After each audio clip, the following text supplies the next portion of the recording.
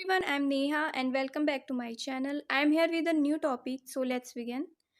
तो आज का हमारा टॉपिक है सेल्फ रेफरेंस इफेक्ट। तो स्टार्ट करते हैं। तो सेल लेवल ऑफ प्रोसेसिंग के कॉन्सेप्ट से ये मेथड आया था जिसको रॉजर्स कीपर ऑन और क्रिकर ने 1977 में दिया था और इन्होंने बोला था कि जो सेल्फ रेफरेंस होती है वो बहुत ही पावरफुल मेथड है। और ये जो मेथड था वो सिमिलर था क्रैक एंड टेल्विन के अकॉर्डिंग, जो उन्होंने एक्सपेरिमेंट किए थे 1975 में। इससे पहले वाली टॉपिक में हमने इसको डिस्कस किया था लास्ट में। तो इन्होंने क्या किया था, रॉजर कीपर एंड क्रिकर ने कि सब्जेक्ट उससे पूछा, इवेल्युएट की एक लिस्ट 40 एडजेक्टिव की लिस्ट और 1 of 4 टास्क दिए थे जिसमें, और वो सब वेरी थे डेप्थ और सिमेंटिक रिचनेस पे, जिसमें स्ट्रक्चरल और फोनेमिक और सिमेंटिक सेल्फ रेफरेंस टास्क भी थे। तो उसमें क्रैक एंड टल्विन की स्टडी में ये बोला गया था कि जो चीज़ें ज़्यादा अच्छे से, जो इन्फॉर्मेशन डीपली कोडेड होती हैं उसको हम बेटर रिकॉल कर पाते हैं, लेकिन जो इन्फॉर्मेशन शैलो लेवल पे कोड होती है वो हम अच्छे तरीके से रिकॉल नहीं कर पाते हैं। वो बेसिकली मेंशन होती है हमारी शॉर्ट टर्म मेमोरी में, जिसको हम रिकॉल न कर पाने की वजह से, अटेंशन न दे पाने की वजह से उसको लॉस कर देते हैं। तो after the subject rated the words, जब उनको रिकॉल करने के लिए बोला गया था जो भी वर्ड्स उनको दिए गए थे, तो उसमें ये देखा गया कि जो स्ट्रक्चरली वर्ड दिए गए थे और जो फोनेमिकली और सिमेंटिकली जो वर्ड दिए गए थे वो उसको अच्छे तरीके से रिकॉल नहीं कर पा रहे थे, लेकिन जो सेल्फ रेफरेंस वर्ड्स थे उसको बहुत ही बेस्ट तरीके से रिकॉल कर रहे थे।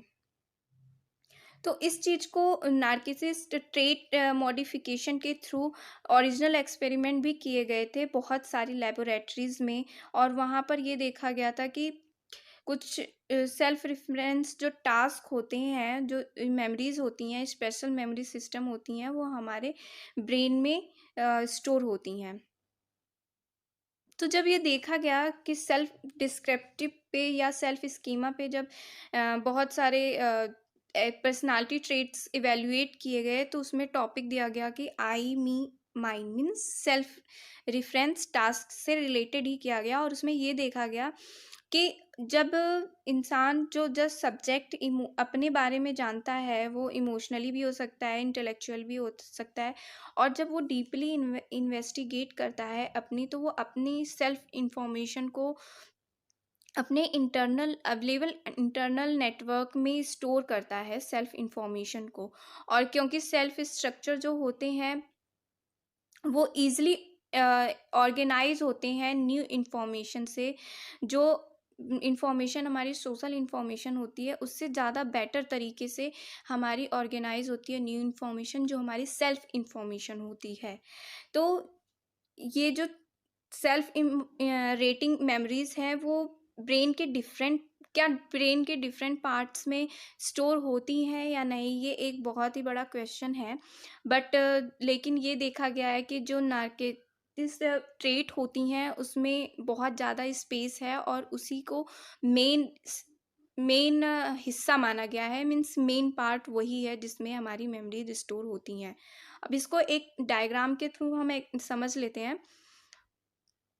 इसमें दिया गया था कि स्ट्रक्चरल फोनेमिक मीन्स साउंड, जो इसका एग्जांपल है कि जैसे कोई वर्ड है CAT, और ये CAT जो साउंड है लेटर्स के, ये हमारे फोनेमिक होते हैं, तो इसीलिए यहाँ पर सिर्फ साउंड लिख दिया गया है। तो फोनेमिक और सिमेंटिक और सेल्फ रेफरेंस टास्क, ये 4 टास्क दिए गए थे, जिसमें से इन 3 टास्क को अच्छे से रिकॉल नहीं कर पा रहे थे सब्जेक्ट, बट जो सेल्फ रेफरेंस टास्क होते हैं उसको बहुत अच्छे तरीके से रिकॉल कर पा रहे थे। जैसे कि आप एग्ज़ाम्स में जाते हो, अगर बुकिश लैंग्वेज आप रटना शुरू करते हो तो वो बेटर तरीके से नहीं लिख पाते हो, अगर लिखते भी हो तो कुछ ना कुछ आपका वर्ड मीनिंग, कुछ स्पेलिंग्स आप मिस्टेक करते हो या भूलने लगता है, रिकॉल नहीं कर पाते हो। बट वही चीज़ अगर आप अपने लैंग्वेज में याद करते हो, समझते हो उस चीज़ को, टॉपिक को, तो वो बेटर तरीके से आप वहाँ पे एक्सप्लेन कर पाते हो। जैसे कि मेरा ये टॉपिक है, मैं एक्सप्लेन कर रही हूँ आपको। जब आप इस चीज़ को, एक्सप्लेनेशन को आप सुन लोगे, तो अपनी लैंग्वेज में भी जाके एग्ज़ाम में आप लिख सकते हो कि एक्चुअली में सेल्फ रेफरेंस इफ़ेक्ट है क्या।